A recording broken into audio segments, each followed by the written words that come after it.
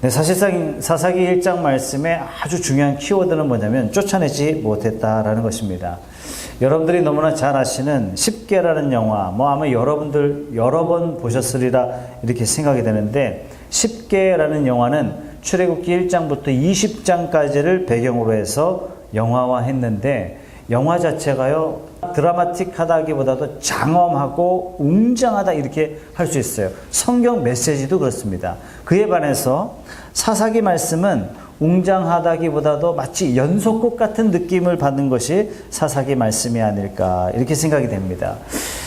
사사기 말씀을 저는 청년 때도 청년들하고도 여러 번 묵상을 했고, 제가 청년 때 사사기 말씀을 묵상하면서 제가 청년 때 읽은 성경책에는 이렇게 퀘스천 마크를 붙여놨어요. 왜 이렇게 이스라엘 백성들은 어리석은가?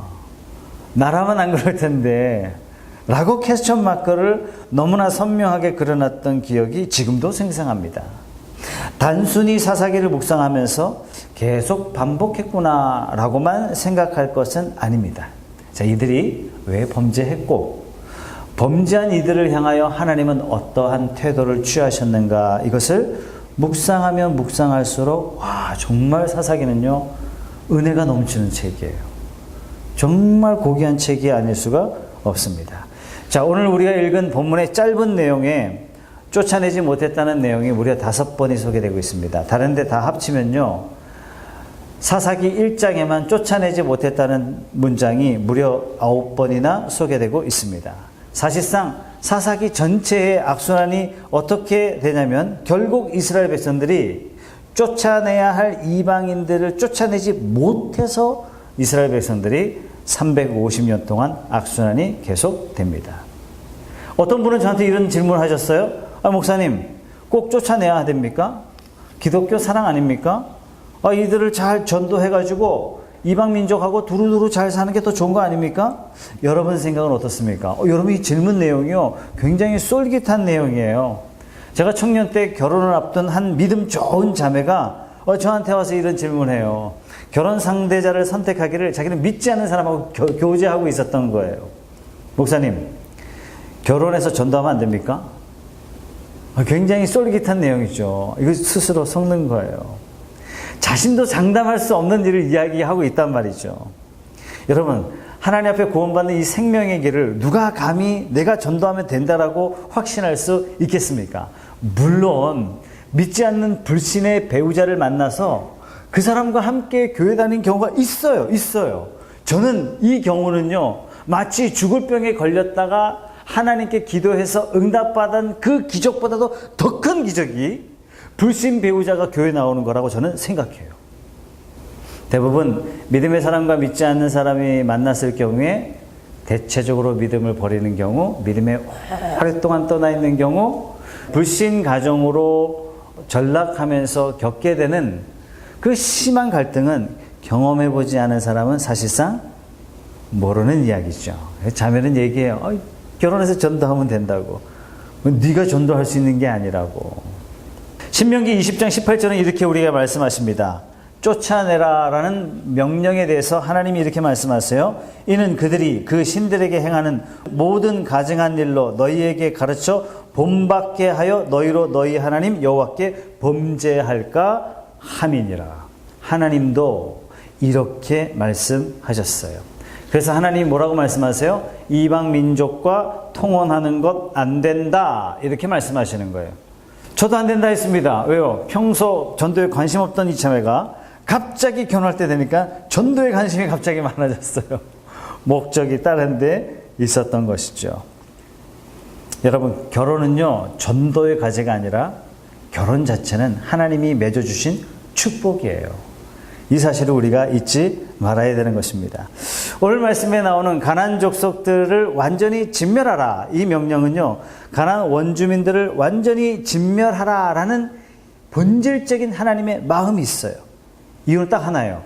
이방 민족의 타락과 이방 민족의 부패를 본받지 못하도록 하시기 위해서 하나님 뭐라 말씀하세요? 싹 쓸어버려라. 이방 제단을 완전히 불태워 없애버려라.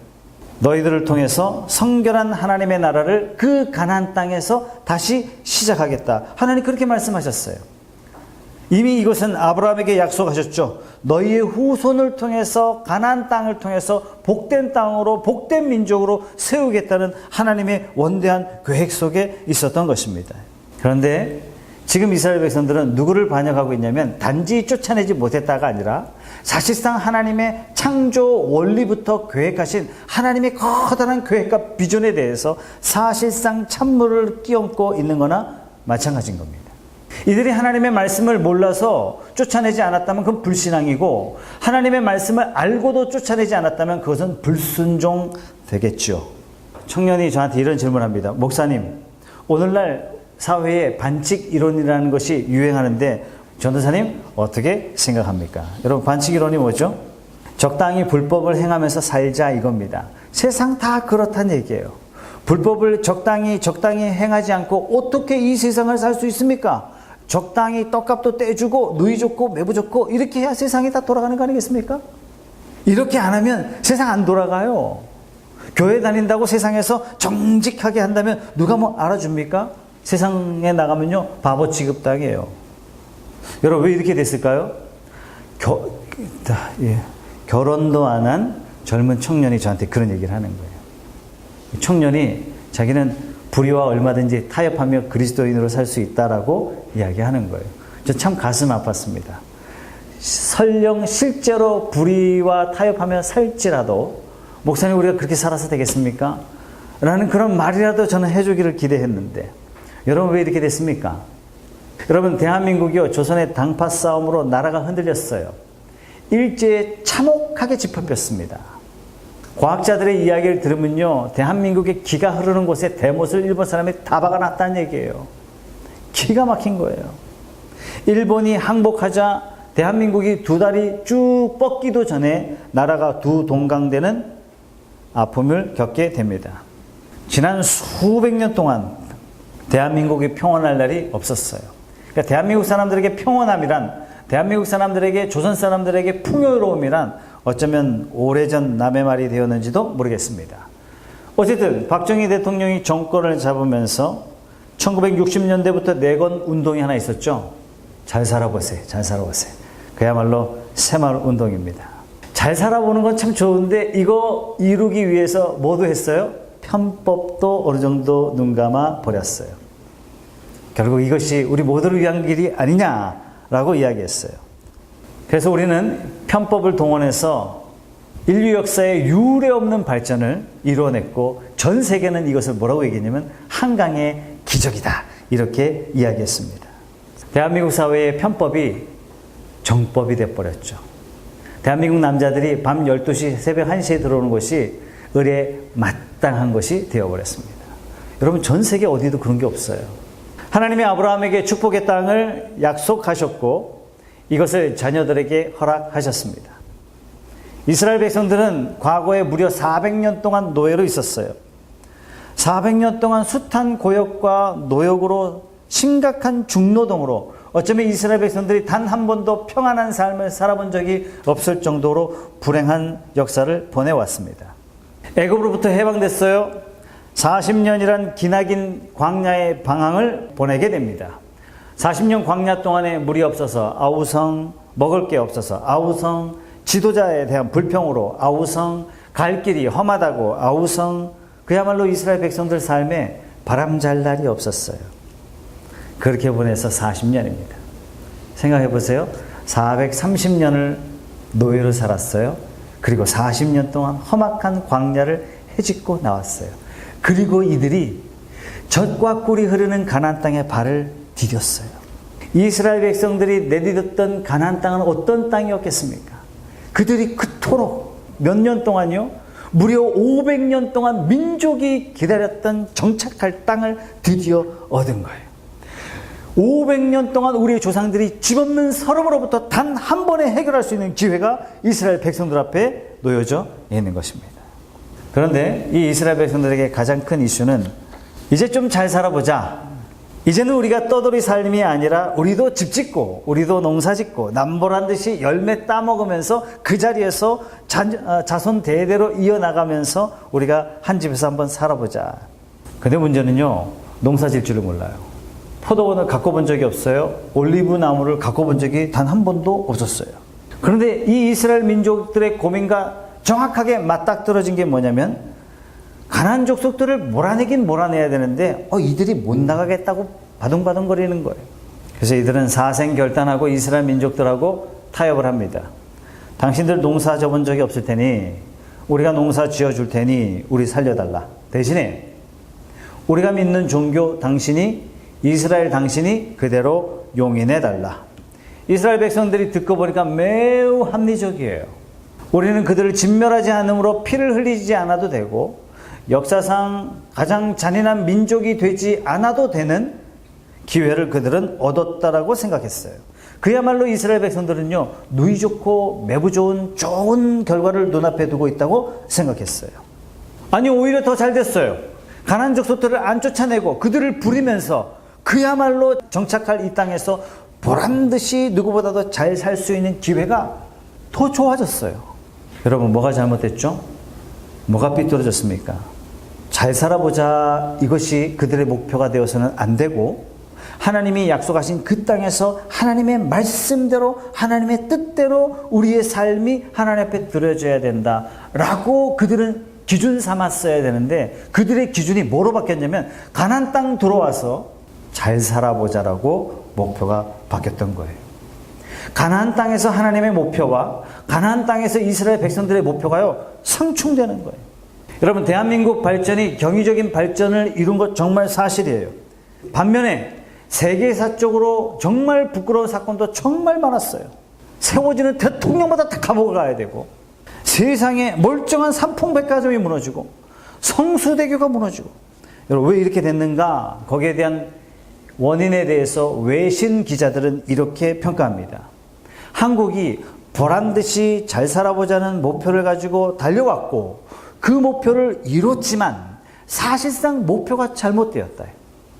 잘 사는 게 목표가 되어서는 안 된다라는 얘기예요. 잘 사는 것보다 더 중요한 게 있대요. 바르게 살기. 이걸 놓쳤던 거예요. 바르게 산다면 경제발전 더딜 수 있어요. 오늘 제가 설교를 준비하고 있는데 어떤 분이 오셨어요.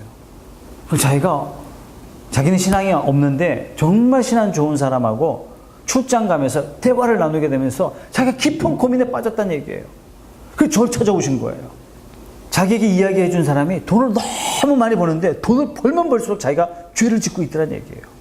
그래서 그 사람이 오늘 저를 찾아온 그 사람에게 뭐라 그러냐면 자기가 재산을 줄이기로 했다고, 그 다음에 매출을 줄이기로 했다고, 그 다음에 중요한 사업권들을 다 지인들에게 다 나눠주기로 했다고.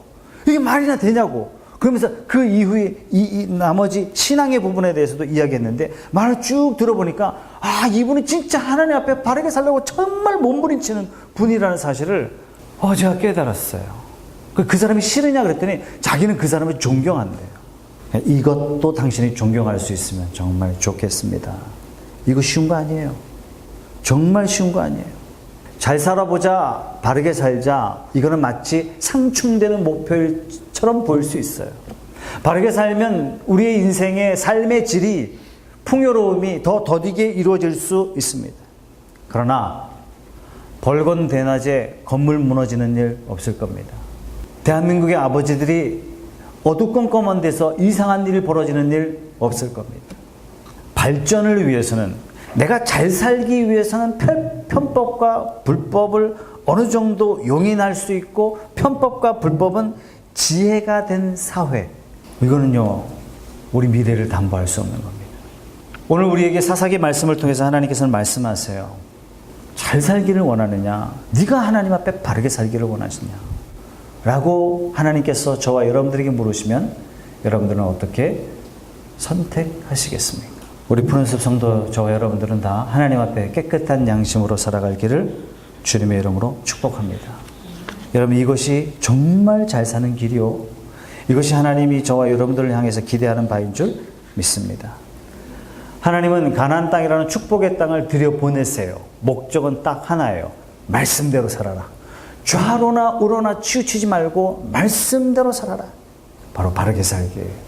이것이 바로 나를 살리고 나라를 살리고 민족을 살리고 이웃을 살릴 수 있는 유일한 방법이라고 하나님은 말씀하십니다. 하시는 것입니다.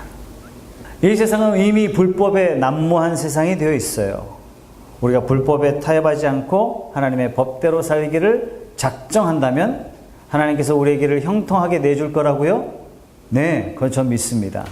그러나 세상은 저와 여러분들을 내버려 두지 않을 겁니다. 온갖 모함을 할 것이고 인격적인 모독도 여러분들을 향해서 절대로 양보하지 않을 것입니다.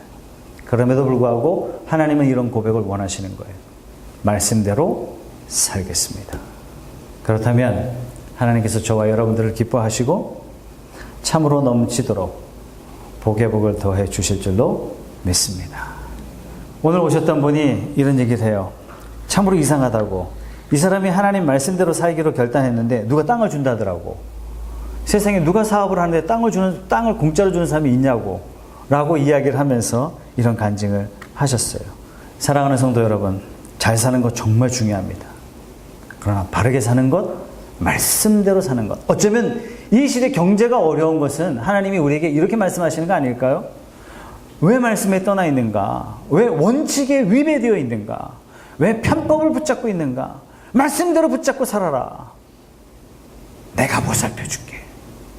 라고 이 시대가 저와 여러분들에게 말씀하시는 것은 혹시 아닌가 생각하시면서 저와 여러분들이 말씀에 붙들리고 말씀에 사로잡히고 말씀대로 고집 곧대로 달려나가는 믿음의 선한 싸움을 싸우는 저와 여러분들이 다 되시기를 주님의 이름으로 축복합니다.